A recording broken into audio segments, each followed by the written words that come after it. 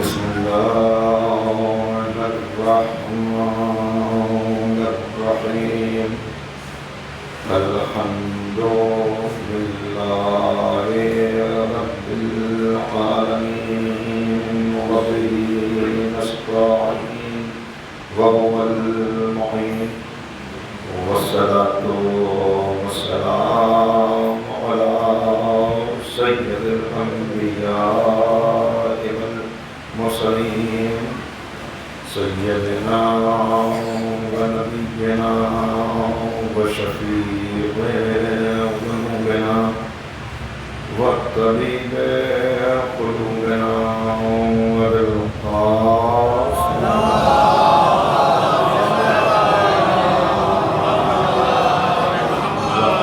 الطيبين الطاهرين المعصومين المظلومين المنتخبين المنتجبين أما بعد فقد قال الله تبارك وتعالى في كتابه المجيد وفرقانه الرشيد وقوله الحق بسم الله الرحمن الرحيم أحسب الناس أن يتركوا أن يقولوا آمنا وهم لا يفتنون لقد فتنا الذين من قبلهم صدق الله العلي العظيم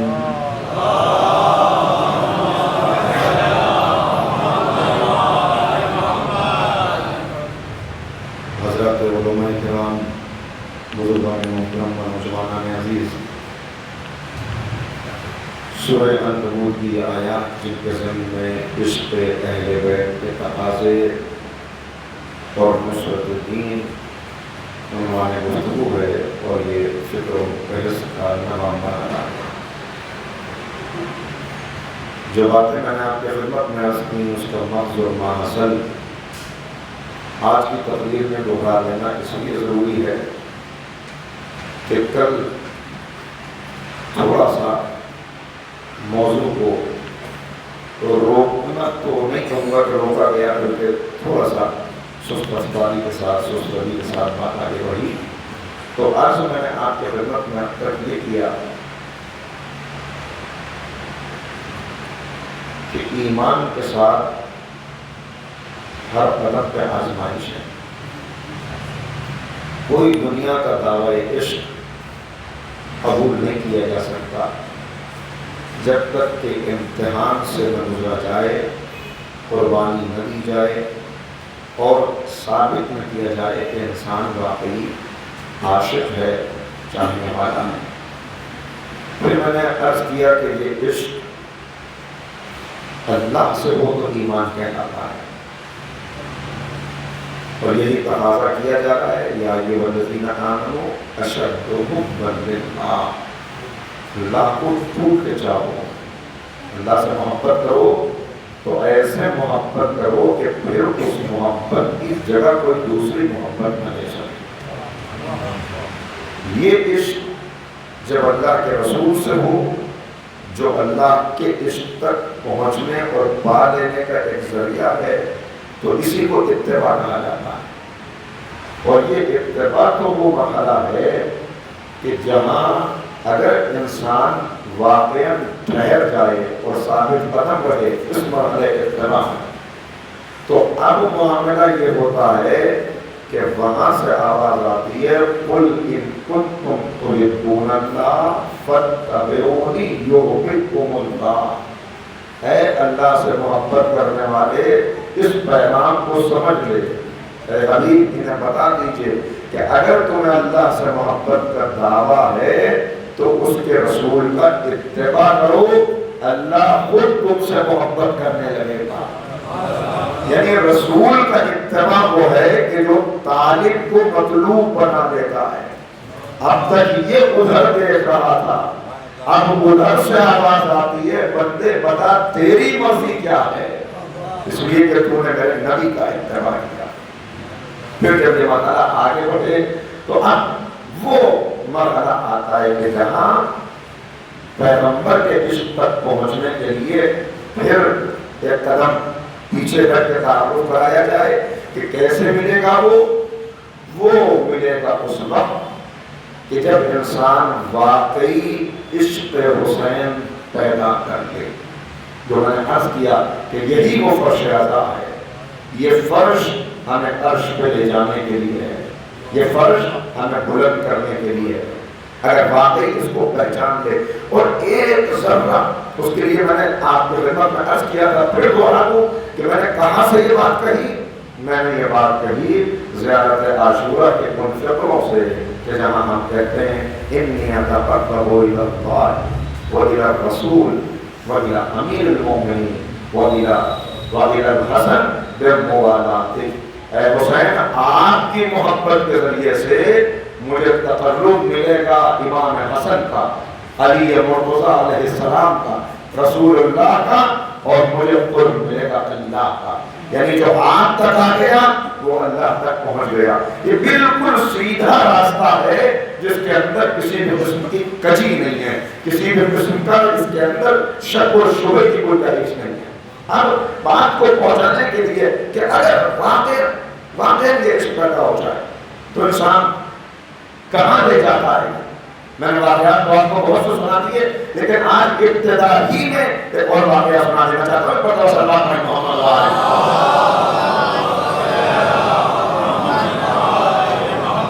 یہ اس لیے بھی ہے کہ تھوڑا سا اور آپ کے اذہان عالیہ میری گفتگو سے متصل ہو جائیں, اور جو آنے والے افراد ہیں بعد میں ان کے لیے بھی گفتگو بے ربط نہ ہو جائے. کہاں لے جاتا ہے, کتنا بلند کرتا ہے انسان.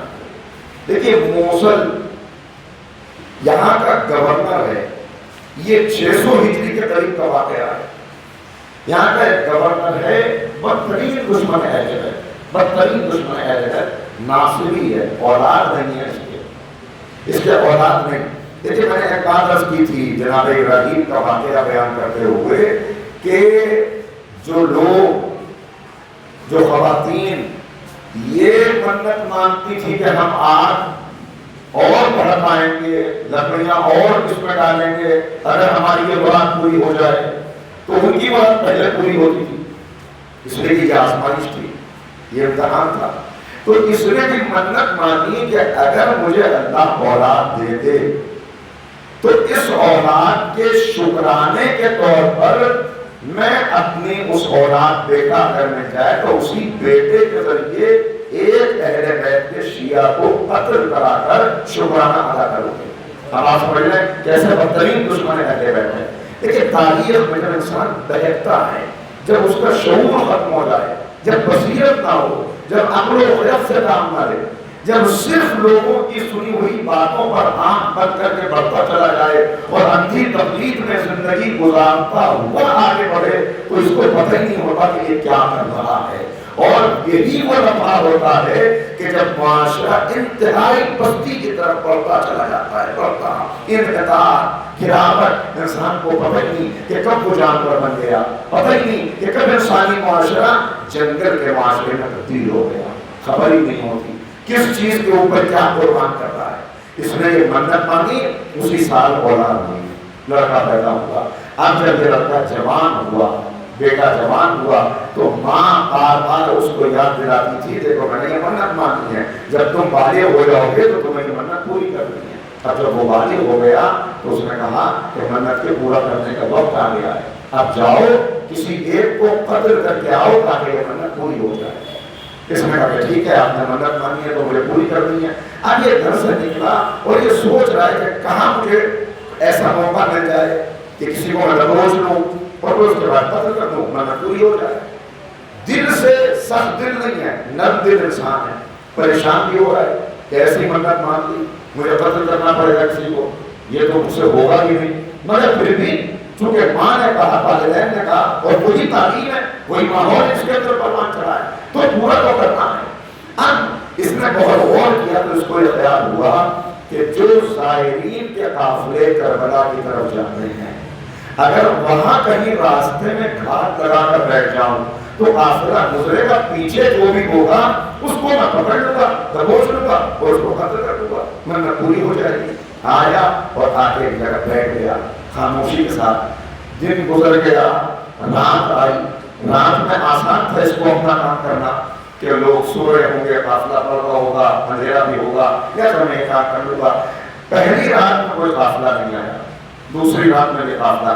تیسری رات جب آئی تو اس کو محسوس ہوا دور سے بہت کہ قافلہ آ رہا ہے، قافلہ آ رہا ہے. اب اس کے دل میں یہ خیال پیدا ہو رہا ہے کہ کیا میں کر پاؤں گا، میں کر سکتا ہوں. اور ایک ذرا سا خیال یہ آ گیا اسی لمحے کہ انہیں قتل کرنا، یہ منت تو ایسی مانی مگر کیا یہ صحیح ہے، کیا یہ ٹھیک ہے. اور پھر یہ خیال پیدا ہوا کہ یہ بھی تو کسی کی محبت میں نکلے، یہ بھی تو وہاں سے آ رہے ہیں اور کسی کی محبت میں سفر طے کرتے ہوئے آتے چلے جاتے ہیں. تو بہرحال ماں مجھے اپنا پورا کرنا ہے. قافلہ آئے، آگے گزرے میں آخر میں قافلہ آیا اور جب بالکل قریب آ گیا تو اس کے اوپر ایسی کیفیت تاری ہوئی کہ یہ اٹھنا بھی چاہتا ہے مگر اٹھ نہیں سکا. اس نے اٹھنا چاہا مگر نہیں اٹھ سکا. قافلہ آ کے گزر گیا اور یہ اپنے مقصد کو حاصل نہ کر سکا.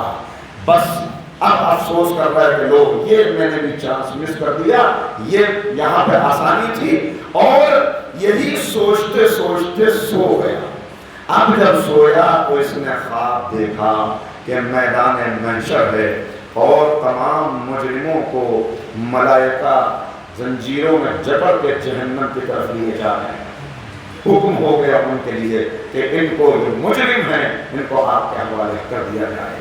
بس کہتا ہے کہ فرشتے آئے اور اس کو بھی زنجیروں میں جکڑ دیا اور کہا کہ تو بدترین دشمن اہل بیت ہے، دشمن خدا ہے، تجھے اس سزا سے بچایا نہیں جا سکتا. یار وہ لے کے آئے، میں چیختا رہا بچاؤ مجھے، کوئی بچاؤ، مگر کوئی بچانے والا وہاں کہاں تھا. انہوں نے جہنم کی آگ میں ڈال دیا. آگ میں گیا مگر آگ نے واپس پھینک دیا، آگ نے واپس باہر پھینک دیا. تو اب ملائکہ نے کہا کہ جہنم کیا کیوں اس کو قبول نہیں کرتی؟ کہا میں اس کو قبول نہیں کر سکتی اس لیے کہ اس شخص کے کپڑوں پر زائرین حسین کے پیروں سے اٹھنے والی گرد لگ گئی ہے، یہ غبار آلود ہے. اور جب تک زائر حسین کا غبار اس کے لباس میں موجود ہے اس کو جلایا نہیں جا سکتا، اس کو جلایا نہیں جا سکتا.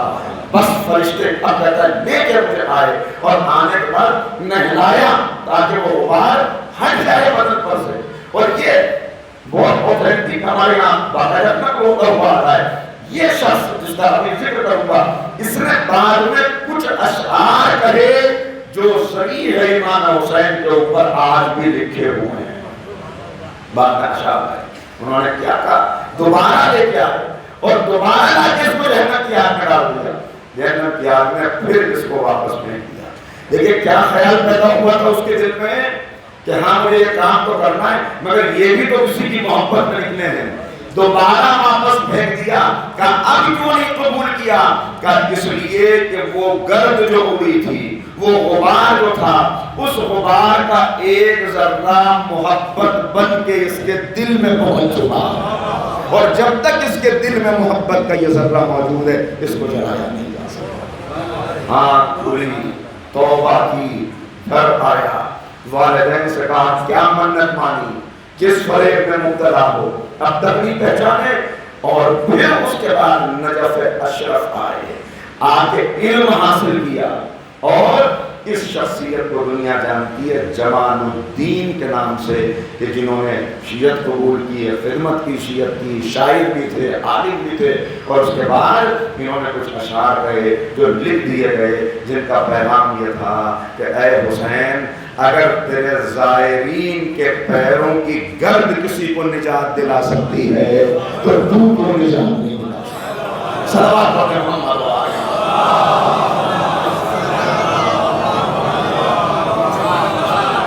تو عشق حسین، اسی لیے جو بات میں نے شروع سے آپ کی خدمت میں عرض کی اور بہت زور دے کے عرض کی، وہ اس لیے عرض کی کہ آج کے دور میں جب ہر طرف سے مادیت کا حملہ ہو رہا ہے، جب ہر طرف سے مختلف قسم کی تہذیبیں اشتہے کی طرح منہ پھاڑے ہوئے کھڑی ہیں کہ ہم کو نگل جائیں. ہمیں اپنی اس تہذیب فرش ازا کی حفاظت کرنی ہے, اس ثقافت کو سنبھالنا ہے.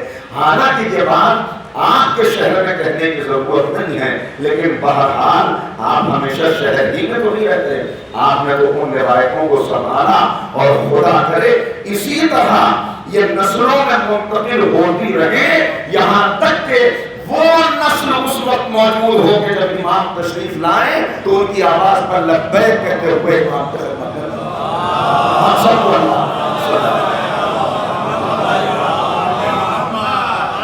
مگر اس کے لیے جو توجہ کرنے کی ضرورت ہے, جس کی وجہ سے بار بار روز آپ کو متوجہ. دیکھیے ایک جملہ کہتا ہوں, انسان کے لیے آدھا علم یہ جان لینا ہے کہ وہ کیا نہیں جانتا. انسان کے لیے آدھا علم یہ جان لینا ہے کہ وہ کیا نہیں جانتا. اسی طرح اب کسی جملے کو اگر بدل کے کہوں, انسان کے لیے آدھا ناصر نصرت کا سفر آدھا طے ہو جائے اگر اسے یہ پتا چل جائے کہ ناصر کی کون سی صفات ہیں جو میرے اندر ہے اور کون سی ہیں جو اب تک پیدا نہیں ہو سکی. جب نہیں پیدا ہو سکی تو اب کوشش کرے گا, اب آگے بڑھے گا. اور اس لیے میں نے عرض کیا کہ نصرت کا یہ سفر کب طے ہوگا؟ سب سے پہلے جس پر آج سب سے زیادہ حملہ وہ ہے عقیدہ آخرت کو مضبوط کر لینا, راسخ کر لینا. یہی عقیدہ آخرت ہے جو انسان کو ناصر بناتا ہے, یہی عقیدہ آخرت ہے جو ایمان پہ قائم رکھتا ہے, یہی عقیدہ آخرت ہے جو عمل خیر کی ترغیب دلاتا ہے, جو بڑھاتا ہے اس وقت, جو ہر وقت اس کو یہ احساس دلاتا رہتا ہے کہ تم عام لوگوں کی طرح نہیں ہو, تم آخرت کے مسافر ہو, تمہیں آخرت کا سامنا کرنا ہے. یہ جب کمزور ہو جائے, یہاں جب شک پیدا ہو جائے تو پھر نہ ماحول, نہ حالات, نہ تعلیم, نہ تربیت کچھ کام نہیں کرتی, اثر نہیں کرتی اگر یہ کمزور ہو جائے. لہذا اصل مقصد ہونا چاہیے بار بار اپنے آپ کو یاد دلانا. اور اسی لیے میں نے عرض کیا کہ قرآن کریم بار بار جس بات کو دہراتا ہے, ہر کچھ آیات کے بعد عقیدہ آخرت, واقعہ بیان کیا کوئی عقیدہ آخرت, کسی کی کامیابی کی بات کی پھر عقیدہ آخرت, کسی کی ناکامی کا قصہ سنایا پھر عقیدہ آخرت, ایک مومن کی صفات بتائی پھر عقیدہ آخرت, ایک کافر کے اندر جو منفی چیزیں ہوتی ان کو بتایا پھر عقیدہ. بار بار عقیدہ آخرت کو دہرایا جاتا ہے کہ اس سے غافل نہ ہو جانا, اس سے غافل نہ ہو جانا. اور آج کے معاشروں میں سب سے زیادہ حملہ اس پر اسی عقیدہ آخرت پر کہ یہ کمزور ہو جائے تو پھر اس کے بعد لہذا عرض کرتے کرتے رہ گیا تھا اس بات کو اس وقت بناتا ہوں. جناب موسیٰ خطاب کر رہے ہیں اپنی قوم سے کہ تم کیوں ناکام ہو گئے. یہ پستی, یہ غلامی کی زنجیریں, یہ حالات جن سے تم گزر رہے ہو, ان کے لیے کون ذمہ دار ہے؟ کبھی تم نے غور کیا؟ اگر ذرا توجہ کریں تو ایسا لگے گا جناب موسیٰ اپنی قوم سے نہیں کہہ رہے بلکہ قرآن آج ابھی ہم سے کہہ رہا ہے. اب کیا کون سا دور کہاں گیا؟ بنی اسرائیل کا کون سا دور ہے؟ انتہائی پستی میں ان کو یہ بتایا جا رہا ہے تم غلام سے زیادہ کچھ نہیں. وہ کام لیے جا رہے ہیں کہ جس سے یہ خود اپنے آپ کو رسوا تصور کرنے لگے کہ اب ہم اس رسوائی سے بچ نہیں سکتے. نالیاں صاف کرو, غلاظت سر پہ ڈھو, جانوروں کی لیٹ صاف کرو, اس طرح کے کام لیے جا رہے. اس وقت جناب موسیٰ کھڑے ہوئے اور ان کو خطاب کر کے وہ جو یہ سمجھ چکے تھے ہم تو غلام ہیں, غلام پیدا ہوئے, غلام مر جانا ہے, اولادیں جو غلام رہیں گی, ہمیں اس غلامی سے کوئی نجات نہیں دلا سکتا. تو جناب موسیٰ نے کہا, اسے قرآن نے نقل کیا, قال موسیٰ لقومہ استعینوا باللہ, اے قوم اپنی کمیوں پر نظر کرو. سب سے پہلی چیز جس نے تمہیں اس بستی میں باقی رکھا ہے اور جو اس بستی سے تمہیں نکلنے نہیں دے گی وہ کیا ہے؟ وہ یہ کہ تم اب یہ نہ سمجھو کہ تمہاری طاقت, تمہارا منصوبہ,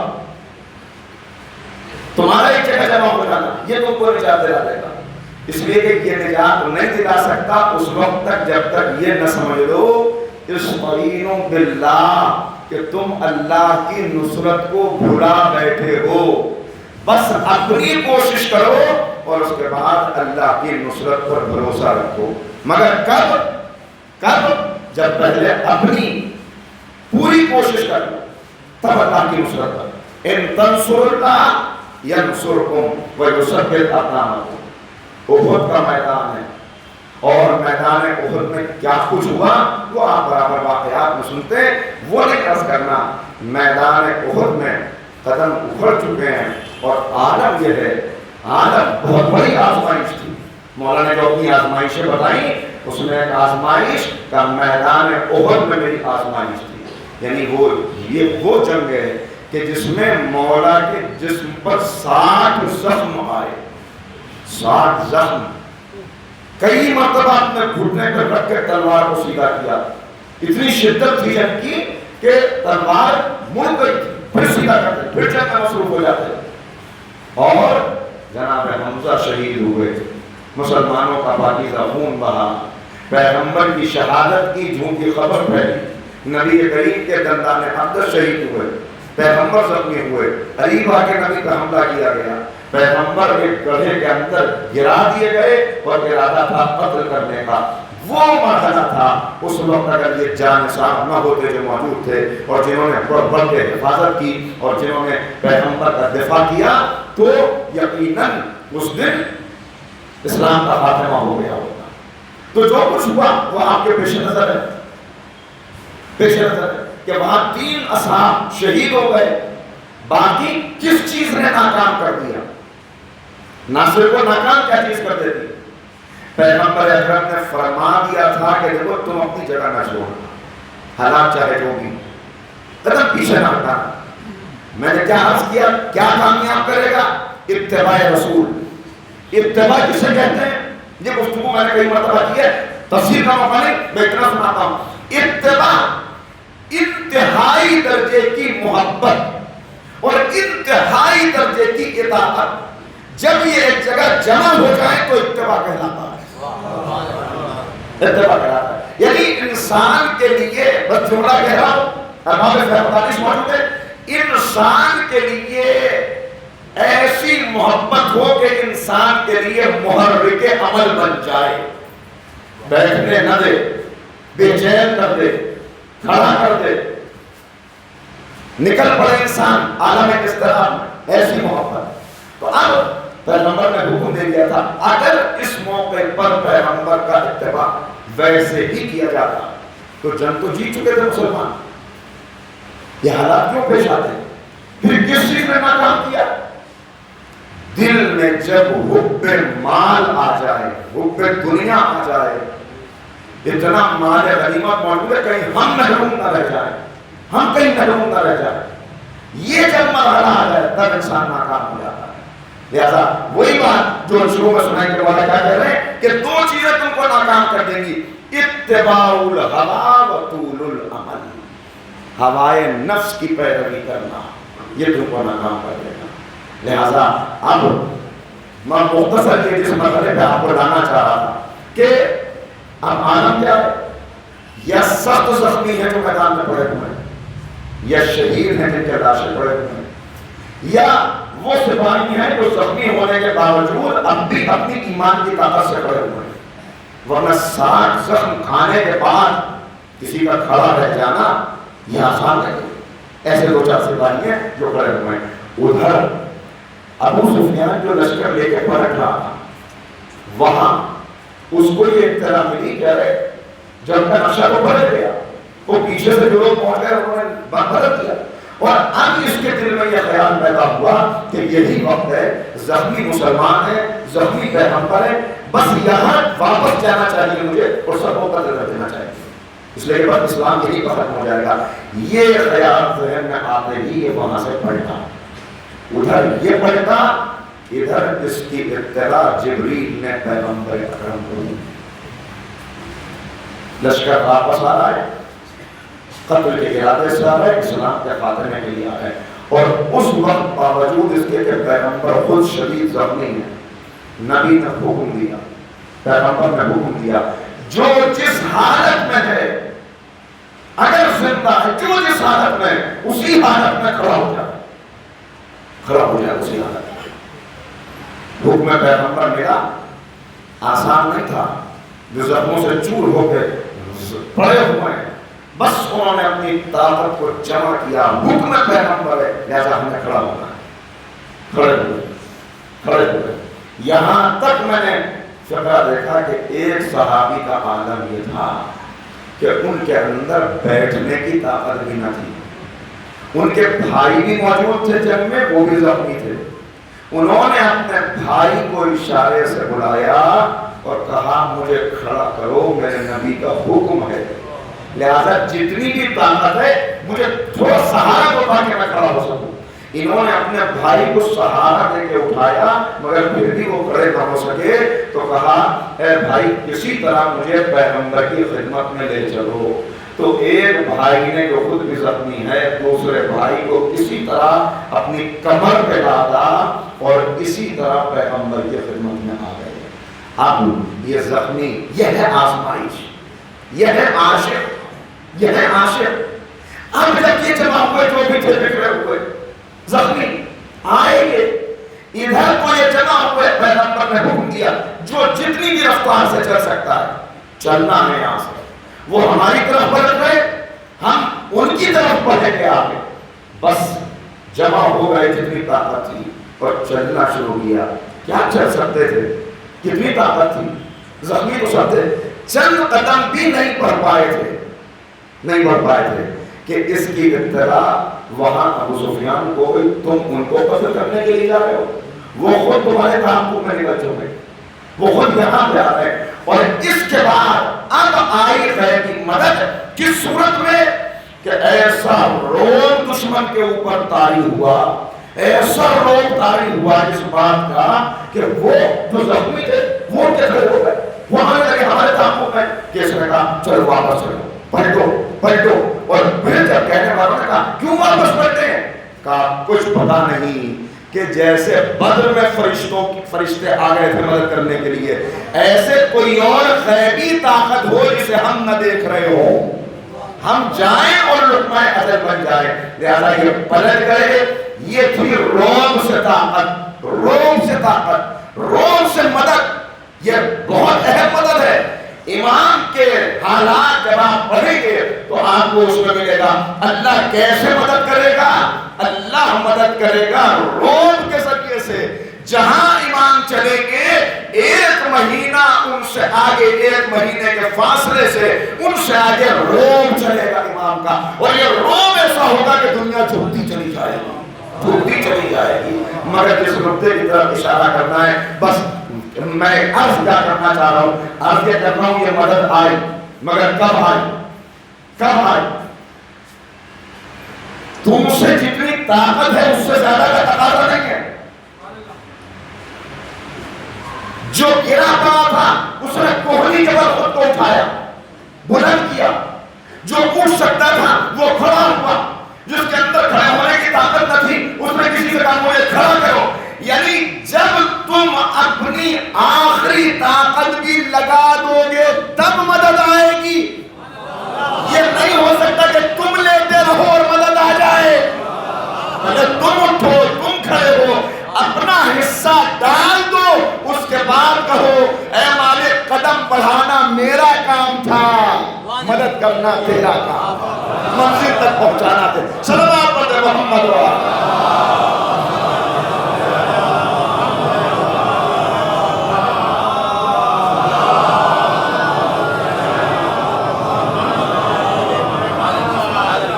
بار بار یہی کہا جا رہا ہے کہ ایک ناصر کی شان یہ نہیں ہے، یہ نہیں ہے اس کی شان کہ ہم اپنے کاموں میں مصروف ہیں، اپنے کاموں میں مصروف ہیں۔ بات جناب موسیٰ کی کر رہا تھا، پلٹ کے رہا وہیں بیٹھا ہوں ورنہ نماز پڑھنے جائے، تو پہلا نقطہ کیا تھا؟ استعینوا باللہ۔ ارے دیکھو کیوں تم ناکام ہو گئے، تمہارا رشتہ تمہارے رب سے کمزور ہو گیا، اس رشتے کو پہلے مضبوط کرو، اس رشتے کو مضبوط کرو۔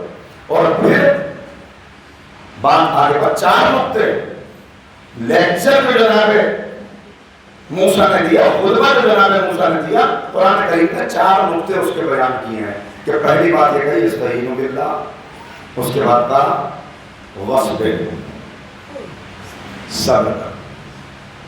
صبر، استعینوا بالصبر والصلاۃ، صبر کرنا یہ آسان نہیں ہے، اور صبر نہ کرے گا انسان، صبر ہے کیا عرض کیا تھا، مگر بہت سے نئے سننے والے ان کے لیے دوہرا دیتا ہوں ایک جملے میں.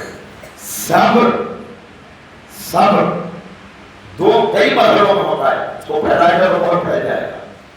یا تو حالات ہی ایسے ہیں کہ اب ہم جو کر سکتے تھے وہ سب ہم نے کر لیا، اب انجام جو بھی ہو، اس لیے کہ آپ نتیجہ عمل کے ذمہ دار نہیں ہیں. کاش یہ بات میں اس کو آسان کر دوں کہ بات پہنچ جائے. نتیجہ عمل، اسلام نتیجہ عمل نہیں دیکھتا، نیت دیکھتا ہے. نیت. لوگ بہت سے سوال کرتے ہیں، یہ کہتے ہیں کہ یہ بتائیے کہ آپ یہ بیان کرتے ہیں کہ مولا کائنات بستر پر لے کر یہ بھی ایک امتحان، سب کو نوٹ کر دوں گا لیکن میں خود سے ترتیب سے بیان نہیں کرتا، منزل کہیں اور ہے. ایک امتحان کا میرا ایک امتحان ہوتا ہے ہجرت کی شب جب مجھے پیغمبر نے بستر پر لیٹنے کا حکم دیا. علی لیٹے، اور آپ کو معلوم ہے کہ جب لیٹے کن حالات میں، کھچی ہوئی تلواروں میں، اور اس کے بعد وَمِنَ النَّاسِ مَن يَشْرِي نَفْسَهُ ابْتِغَاءَ مَرْضَاتِ اللَّهِ کی آیت آئی. اللہ کی مرضی خرید لی بستر رسول پر لیٹ کر. اب اللہ کی مرضی، علی کی مرضی، جس نے علی کو راضی کیا اس نے اللہ کو راضی کیا، اور علی کا نفس نفس اللہ بن گیا. یہاں بہت سے لوگوں کو یہ الجھن پیدا ہو جاتی ہے کہ یہ کیا بات، نفس اللہ کیسے ہو گئے بستر پہ لیٹ کر، نفس اللہ کیسے بن گئے. تو بس نہ وہی بات جو ابھی میں نے کہی کہ نتیجہ عمل نہ دیکھیے، نیت دیکھیے. جناب اسماعیل خنجر کے نیچے لیٹ گئے، خنجر چلا، اسماعیل کی گردن نہیں کٹی، دمبا آ گیا، خون بہا دمبے کا، رگیں کٹی دمبے کی، تڑپا دمبا. تو ذبیح اللہ تو دمبے کو ہونا چاہیے، ذبح تو وہ ہوا، مگر ذبیح اللہ کون؟ حضرت اسماعیل. کیوں کہ نتیجہ نہ دیکھو، نیت دیکھو. انہوں نے اپنی گردن کو رکھ تو دیا تھا راہ خدا میں کٹانے کے لیے، رکھ تو دیا تھا. ارے تو دست ادب جوڑ کے جملہ عرض کروں، اے بھائی اتنی سی بات آپ کی سمجھ میں نہیں آتی کہ اگر ایک لمحے کے لیے خنجر کے نیچے آ کر اسماعیل ذبیح اللہ ہو گئے تو ساری رات تلواروں کے سائے میں سو کے علی نفس اللہ کیوں نہیں ہو سکتا؟ صلوات پڑھیے محمد وآلہ.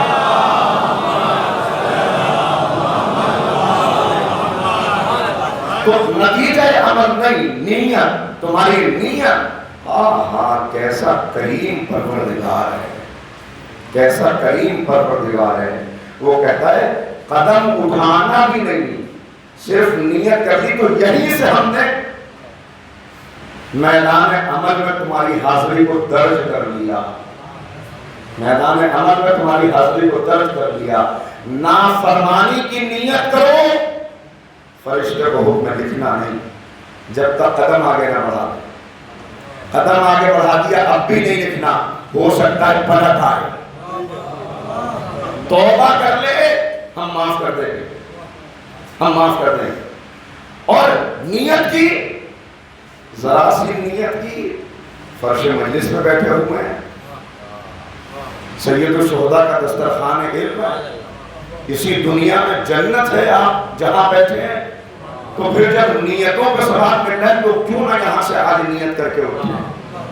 یہ نیت کسی فرش اعضا سے کر کے اٹھیں کہ مولا ہم اپنا جائزہ ضرور لیں گے، اپنے آپ کو ضرور دیکھیں گے، اور آپ کے ناصروں کی جو شان ہونا چاہیے وہ شان مولا ضرور پیدا کرنے کی کوشش کریں گے۔ اے مولا، میں نے کہا تھا، پہلے عرض کیا تھا کہ مانگیے مانگیے، یہ کہہ کے مانگیے کہ اے معبود تجھے اہل بیت کی عزت کی قسم ہماری ذلتوں کو عزت میں بدل دے، تجھے اہل بیت کے پاکیزہ عمل کی قسم ہماری بے عملی کو عمل میں تبدیل کر دے، ہمیں وہ دولت عطا کر دے، وہ کردار عطا کر دے، وہ جذبہ عطا کر دے، وہ نیت عطا کر دے، وہ حوصلہ عطا کر دے، وہ صفات عطا کر دے کہ جو واقعی ہمیں اہل بیت کا سچا عاشق اور سچا چاہنے والا بنا۔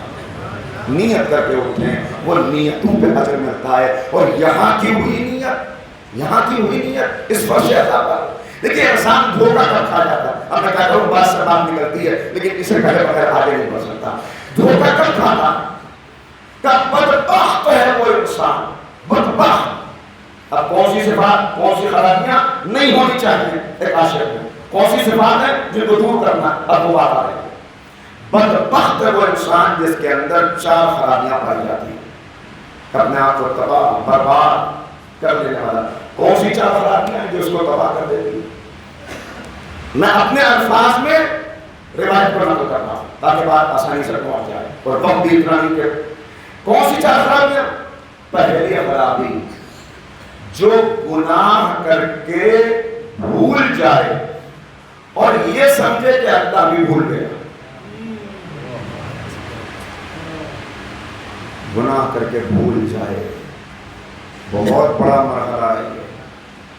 شیطان فریب یہی دیتا ہے، گناہ سے غافل کر دیتا ہے۔ ارے تیرے گناہ ہیں کتنے؟ 2 4 10 کیا گناہ کیا تم نے؟ کب کیا تھا؟ گناہ کر کے بھول جائے اور یہ سمجھے، یہ پہلی خرابی۔ میں آہستہ آہستہ اس لیے عرض کر رہا ہوں کہ بالکل بات پہنچ جائے، اس لیے کہ اصل مقصد مجھے اپنی خطابت کے جوہر دکھانا نہیں، بلکہ یہ ہے کہ اگر ایک نقطہ بھی میرے کسی سامع کے ذہن میں رہ گیا تو میرے لیے بھی نجات کی ضمانت بن جائے۔ دوسری خرابی اس کی، نیکی کرے اور اس نیکی کو لوگوں پر ظاہر کرنے میں جلدی کرے، اور چاہے کہ لوگ اس کی نیکی پر عزت کریں، احترام کریں، اس کو چاہیں، کیا کہنے آگے آپ ہونے نیکی کرے۔ اور صاحب جانتے ہیں ان کو، آپ فلاں صاحب کو ماشاءاللہ اچھی پڑھائی کر رہے ہیں، وہ اصل میں بیچارے کہ ان کے تو حالات اچھے نہیں تھے، ہم نے مدد کی ان کی تو یہاں تک پہنچے۔ وہ یتیم بچے بیچاروں کو کوئی سہارا نہیں تھا۔ ہمارا معاشرہ بھی کیسا ہے، یتیموں کی طرف توجہ نہیں کرتا۔ وہ تو اللہ نے ہم کو ایسی توفیق دے دی، ہم ذرا ان کی سرپرستی کریں، ہم ذرا ان کی سرپرستی کریں۔ ہم بول رہے ہیں بس جب سے بس ایک ہی شوق مجھ کو پیدا ہوا تھا کہ حج کروں، اور اس کے بعد بس محنت کرتا رہا، اور دیکھیے ماشاءاللہ 15 حج کر لیے، 10 عمرے کر لیے، 10 مرتبہ زیارتوں پہ چلا گیا، یہ نیکی کر دی، وہ نیکی کر دی۔ کہ اپنی نیکیوں کا ڈھنڈورا پیٹتا رہے جب کہ اسے یہ پتا بھی نہ ہو کہ وہ نیکی وہاں قبول بھی ہوئی ہے کہ نہیں ہوئی۔ یہ پتا بھی نہ ہو کہ نیکی اس نے قبول کی بھی نہیں، اور ایک کو بتاتا پھر، اور ایک کو کہتا پھر۔ دوسری خرابی برباد کر دیا۔ تیسری خرابی عمل کے میدان میں اپنے سے نیچے والوں پر نظر کرے۔ فلاں صاحب کو آپ نے دیکھا ہے 40 سال کے ہو گئے، کبھی مسجد میں آتے ہوئے نہیں دیکھا۔ ہم تو الحمدللہ بھائی 5 وقت کی نماز تو ہم پڑھ لیتے ہیں، باقی ہمیں پتا ہے۔ ان کو ہم نے دیکھا، دیکھیے بس ایک مجھے معاف کیجیے گا اگر کوئی بات سخت ہو جائے، میں صرف پہلے اپنے آپ کو سنا رہا ہوں، پہلے میں اپنے آپ سے کہہ رہا ہوں کہ اے نفس ان خرابیوں میں مبتلا نہ ہونا، کیونکہ میرے نبی نے فرمایا کہ تباہ ہو جائے گا، ہلاک ہو جائے گا، برباد ہو جائے گا، برباد ہو جائے گا۔ عرض کرو قبلہ تشریف فرمائے، اہل علم موجود ہے، قرآن کریم نے ایک اصول دیا ہے، ضعف الطالب والمطلوب، ضعف الطالب والمطلوب۔ انسان کا آئیڈیل جتنا بلند ہو وہ خود بھی اتنا ہی بلند ہوتا چلا جاتا ہے، اور کافروں کی خرابی بیان کی جا رہی ہے کہ یہ کمزور ہے خود بھی، اور جن کو انہوں نے اپنا نمونہ عمل بنایا ہے وہ بھی۔ کانٹیکسٹ کیا ہے؟ کانٹیکسٹ یہ ہے کہ جب یہ اپنے بتوں کی پرستش کے لیے جاتے تھے تو جوش عقیدت میں شہد لے کے جاتے تھے چڑھانے، اور عقیدت میں وہ شہد ان کے منہ پہ بتوں پہ مل دیتے تھے، شہد مل دیتے تھے۔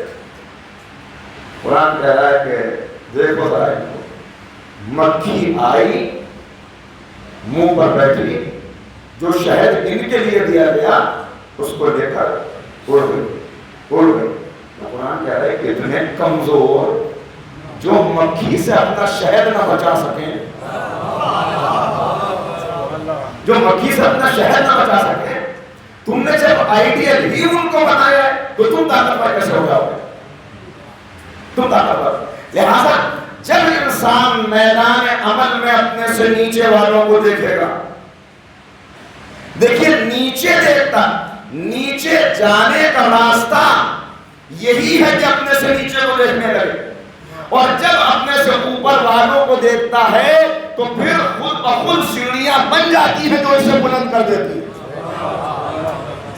اور چوتھی خرابی، دنیا کے معاملے میں اپنے سے زیادہ خوشحال کو دیکھے۔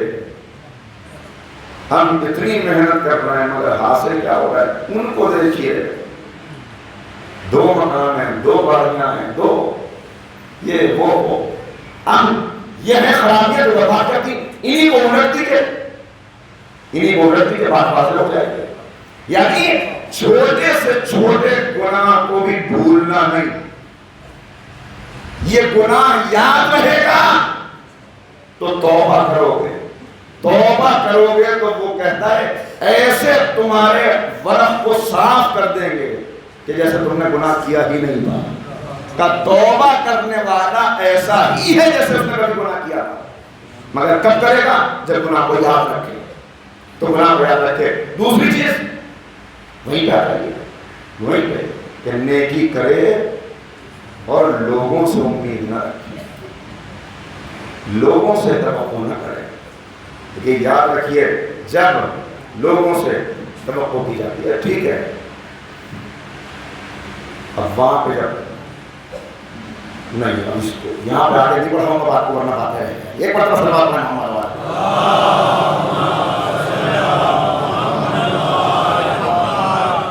جب انسان دنیا والوں سے ہی کسی چیز کی توقع رکھتا تو اب وہاں جب سمجھے گا میں اتنا کچھ لے کے آیا اور نام عمل ہے، حج کر گئے، روزے نماز فارغ ہے، تب جواب ملے گا یہ کیے کس کے لیے تھے؟ اس کے بدلے تو دنیا کی شہرت چاہتا تھا، وہ ہم نے دے دی، اب کیا چاہتا؟ اس کے بدلے تو لوگوں سے عزت کرانا چاہتا تھا، وہ تجھ کو مل گئی، اب کیا چاہتا؟ تو ایسے عمل بعد ہوں گے کہ جن کو انسان اس وقت تلاش کرے گا کہاں ہے، اور اس کے برعکس ایسا بھی مومن ہوگا کہ جب اس کا نام اعمال اس کے سامنے آئے گا تو وہ فرشتوں سے کہے گا کہ یہ غلطی سے مجھ کو دے دیا، یہ میرا نہیں ہے، یہ میرا نہیں ہے، میں کہاں، یہ تو بہت وزنی ہے، یہ اتنا وزنی کیسے ہو گیا؟ وہ کہیں گے نہیں تمہارا ہی ہے، پر میرا نام یہ بدل تو نہیں گیا، کہیں تمہارا ہی ہے، یہ اتنا وزنی کیسے ہو گیا؟ اب ایک مثال دے رہا ہوں، بس ایک بات عرض کر رہا ہوں کہ یہ وزنی کیسے ہو گیا؟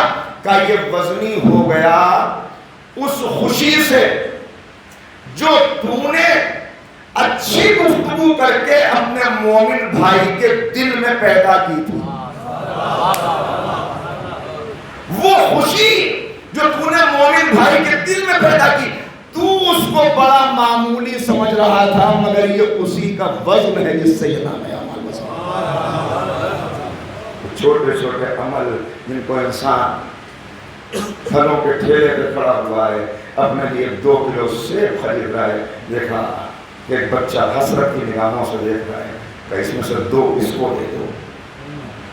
اسے تو یاد بھی نہیں کہ یہ بھی کوئی بڑا عمل تھا، مگر یہ عمل اس میں کوئی ایسی چاہت کس کو بتائے گا؟ نہ تو اس کو جانتا ہے نہ وہ تجھے جانتا ہے، کس پر احسان جتائے گا کہ یہ ہے وہ نیکی کہ جس کے وزن کا تو اندازہ بھی نہیں لگا سکتا۔ صلوات پڑھیے محمد علیہ۔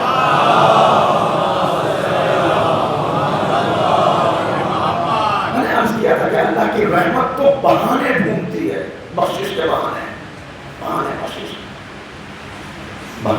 کے ڈھونڈتے۔ اب کتنی روایات ہیں، مگر میں کیا کروں، ایسے مرحلے پہ گفتگو آ گئی، خیر یہیں پہ اس کو روکتا۔ آپ کی سنی ہوئی باتیں ہیں، صرف بات آ گئی تو تسلسل کے لیے عرض کر رہا ہوں۔ ایک نیکی کم ہے ایک مومن کے پاس، اگر ایک اور ہوتی میں پاس ہو جاتا۔ ایک اور ہوتی، اچھا جا تجھ کو اجازت ہے، ایک نیکی کسی سے مانگ لے، ایک مانگ لے کسی سے نہ کرے۔ وہ ایک نیکی مانگنے کے لیے گیا، کون میدان محشر میں اپنی نیکی دے جہاں یہ عالم ہے کہ بتایا گیا اس دن تو عالم ہوگا کہ باپ بیٹے سے کہے گا کہ آج تجھے نہیں پہچانتا، ماں اولاد سے کہے گی آج نہیں، آج تو میں اپنا بس۔ اور اس دن انسان پچھتائے گا۔ وہ پچھتاوے ہیں، دیکھیے پچھتاوا کب ہوتا ہے؟ پچھتاوا اس وقت ہوتا ہے جب اس کو یہ پتا چلے کہ غلط تھا۔ اگر وہ پچھتاوا اسی دنیا میں ہو جائے تو بہت فائدہ دیتا ہے، اور یہاں نہ ہو تو پھر قرآن نے نقل کر کے رکھ دیا، پچھتاوے قرآن نے، یا لیتنی کنت ترابا، کاش کہ میں مٹی ہوتا، یا لیتنی قدمت لحیاتی، کاش میں نے اس دنیا کے لیے پہلے سے کچھ بھیج دیا ہوتا، یا لیتنی کنت معہم، کاش کہ میں ان کے ساتھ ہوتا۔ یہ کچھ تمنائیں ہیں، کچھ پچھتاوے ہیں کہ مجھے ایسا نہ مل سکا، میں ایسا نہ ہو سکا، تو پچھتاوے تاکہ ایک مانگ لے کسی سے جائے گا، وہاں کون دینے والا ہے؟ کوئی دینے والا نہیں ملے گا، مایوس ہو کے کھڑا ہو جائے گا۔ اسی وقت دیکھے گا ایک بندے کو، کہے گا کیا مسئلہ ہے؟ کہ ایک نیکی کم ہے، اگر وہ مل جاتی میں بھی معاف کر دیا جاتا۔ تو کہے گا بھائی تیرے پاس ایک کم ہے، میرے پاس ہے ہی ایک، تیرے پاس ایک کم ہے میرے پاس ہے ہی ایک، چل یہ تو ہی دے، کم سے کم تو کامیاب ہو جا۔ یہ اس کو نیکی دے کے کہے گا کہ میرے بھائی چل تو ہی کامیاب ہو جا، بس آواز قدرت آئے گی ہم نے تجھے بھی معاف کر دیا۔ اسے صلوات پڑھ دیجیے محمد علیہ۔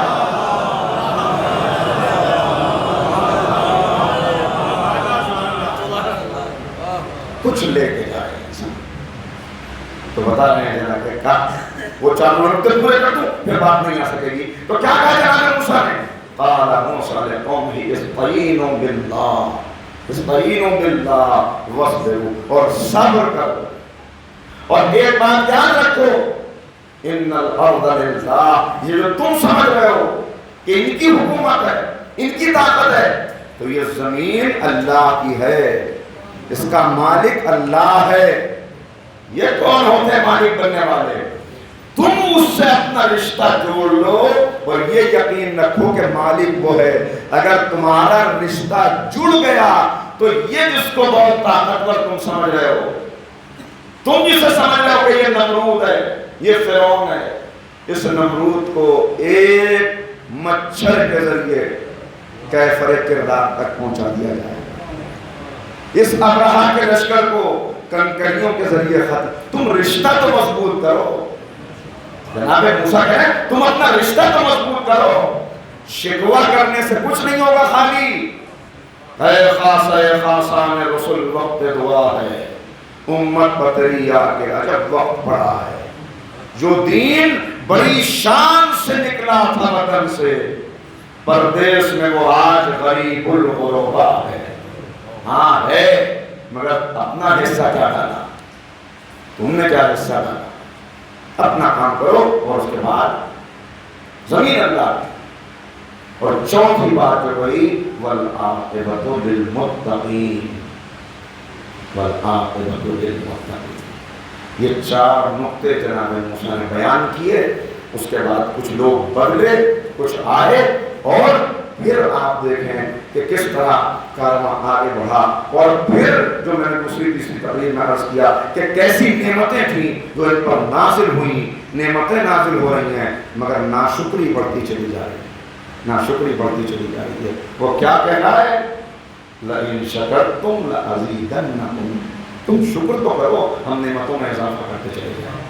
مگر ان کی ناشکری کیا موسیٰ، یہ روز بھنا ہوا مر کیا آتا تھا ان کے لیے آسمان سے؟ من و سلوہ، بھنا ہوا مر آتا تھا اور روغنی روٹی آتی تھی۔ کیا موسیٰ یہ روز یہ سب کیا ہے؟ کچھ کھیرا ہو، کچھ ککڑی ہو، مسور کی دال ہو، یہ سب چیزیں ہونی چاہیے۔ یہ ہے ناشکری، یہ ہے ناشکری۔ اور اب اتنی نعمتیں مل رہی، ہر ہر قدم پہ نعمت، دریا میں راستہ بنا دیا، دھوپ بہت ہے امر نے سایہ کر لیا، پانی کہاں سے پیے، لوگ چشمے جاری ہو گئے۔ ہر بات زبان پہ آنے سے پہلے پوری ہو رہی ہے۔ اور اب جب جناب موسیٰ کہہ رہے ہیں کہ چلو خدا کے دشمن سے مقابلہ کرنا ہے، تو کہہ رہے ہیں یا موسیٰ اذهب انت وربک، موسیٰ تم چلے جاؤ اور اپنا خدا کو ساتھ لے جاؤ، جا کے جنگ کرو، اور جب علاقہ فتح ہو جائے، ہم چاہنے والے ہمیں بھول لگا رہنے کے لیے ہم آ جائیں۔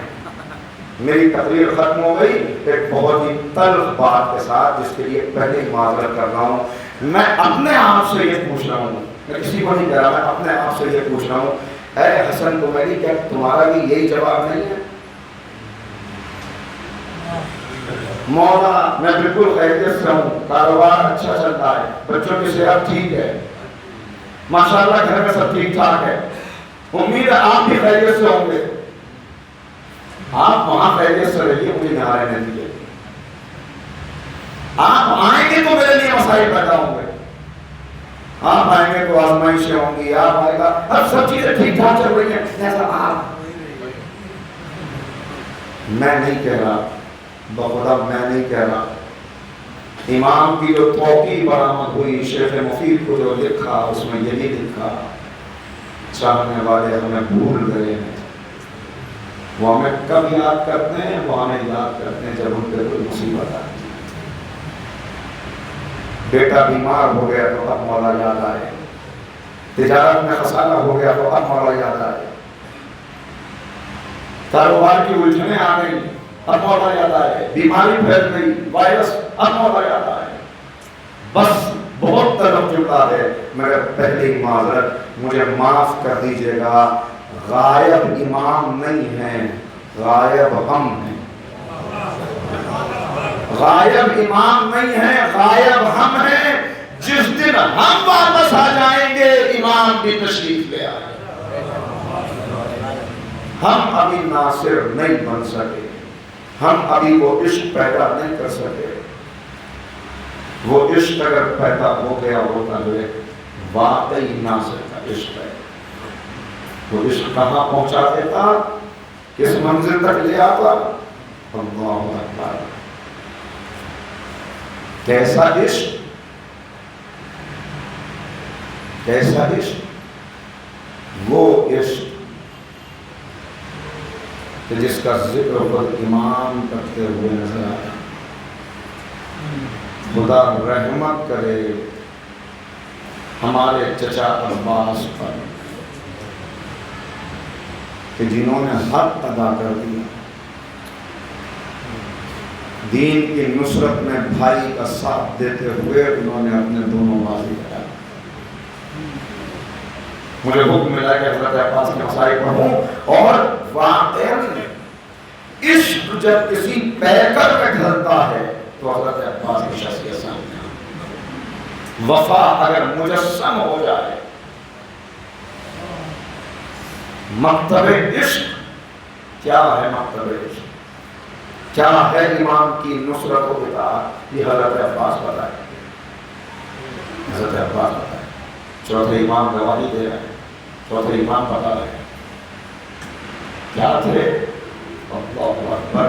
امام کہہ رہے ہیں ان بازوؤں کے بدلے اللہ نے میرے چچا کو 2 پر عطا کیے جس سے وہ جنت میں پرواز کرتے۔ چھٹے امام سند میں عنایت فرمائے، اور جو صفات بیان کر رہے ہیں، وقت نہیں ہے کسی بھی معصوم کی معرفت حاصل کرنا، معصوم ہی بتائے گا کہ معصوم کیا ہے۔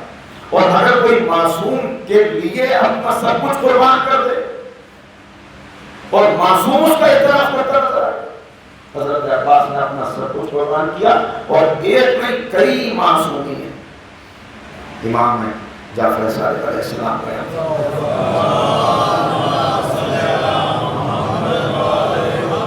وقت بچا نہیں، پورا زیادہ تھا، آپ پڑھیے گا بس جو بتایا۔ پہلے تو عظمت بتا رہے ہیں، عظمت کیا ہے؟ سلام اللہ وسلام ملائکۃ المقربین وسلام انبیاء والمرسلین۔ کس پر سلام؟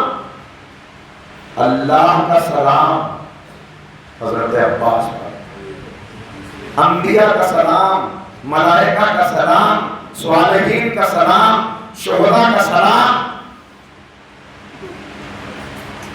اتنی عظمت معصوم بتا ہے، اور بعد میں امام سلام کر رہے ہیں، کیا کہہ کے کر رہے ہیں، کیا صفات بتا رہے ہیں۔ بس نہیں وقت ہے کہ میں عرض کر دوں، مگر ہاں اتنا یہی بات کہ وہ انہوں نے اپنے گزشتہ کل کو آنے والے کل پہ قربان کر دیا، یعنی وہی آخرت آنے والے کل پہ قربان کر دیا۔ اور چھٹے امام نے 2 الفاظ استعمال کیے، 2 لفظیں استعمال کی۔ کیا تھی ان کی صفات؟ کامل الایمان و نافذ البصیرہ۔ ایمان اور بصیرت، ایمان اور آگہی۔ اور واقعی اگر آپ دیکھیں، اسی لیے لقب ملا افضل الشہداء۔ افضل الشہداء جانتے ہیں؟ میرے بزرگ تو جانتے ہیں، بچوں سے پوچھ رہا ہوں، جانتے ہیں افضل الشہداء؟ جب حضرت عباس کی سواری میدان محشر میں آئے گی تو تمام شہداء رش کریں گے اور ایک دوسرے سے سوال کریں گے یہ کس امت کا نبی ہے۔ بعض لوگ ایک دوسرے سے یہ کس امت کا نبی ہے۔ اس وقت آواز آئے گی یہ کسی امت کا نبی نہیں، لشکر حسینی کا علمدار ہے۔ کیا علمدار ہے لشکر حسین، کیا علمدار ہے لشکر حسین۔ کیا حق ادا کیا ہے، کیا حق ادا کیا ہے۔ معصوم کہہ رہے ہیں آپ کے اندر مجاہدین بدر کی صفات موجود ہیں۔ امام زین العابدین علیہ السلام بیٹھے ہیں، ان کی مجلس میں بہت سے لوگ، مجلس علم چل رہی ہے، اصحاب بیٹھے ہوئے ہیں، خاندان والے بیٹھے ہوئے ہیں، دوسرے لوگ بیٹھے ہوئے ہیں، شاگرد۔ اتنے میں ایک نوجوان آیا، اسے دیکھ کے امام کھڑے ہوئے، آگے بڑھ کے گلے سے لگایا۔ کسی نے کہا آپ امام وقت ہیں، آپ مولا ہیں، آپ کہ یہ میرے چچا عباس کا بیٹا ہے، اسے دیکھ کے مجھے اپنے چچا کی قربانی یاد آئی۔ میرے چچا عباس کا بیٹا، کیا شان ہے حضرت عباس۔ عباس باب الحسین میں، عباس سقائے حرم میں، عباس قمر بنی ہاشم میں۔ عباس افضل الشہداء ہے، عباس باب الحوائج ہے، باب الحوائج ہے۔ اور وقت نہیں بچا طویل مسائل پڑھنے کا، اور حضرت عباس کے مسائل اللہ اکبر آسان مرحلہ نہیں ہے، مگر بس 2-3 اشارے کرتا ہوں، بس 2-3 اشارے، اس سے زیادہ کی گنجائش بھی نہیں، اور میرے خیال سے ضرورت ہے۔ حضرت عباس، حضرت ابوالفضل عباس، کیا شان، آج تک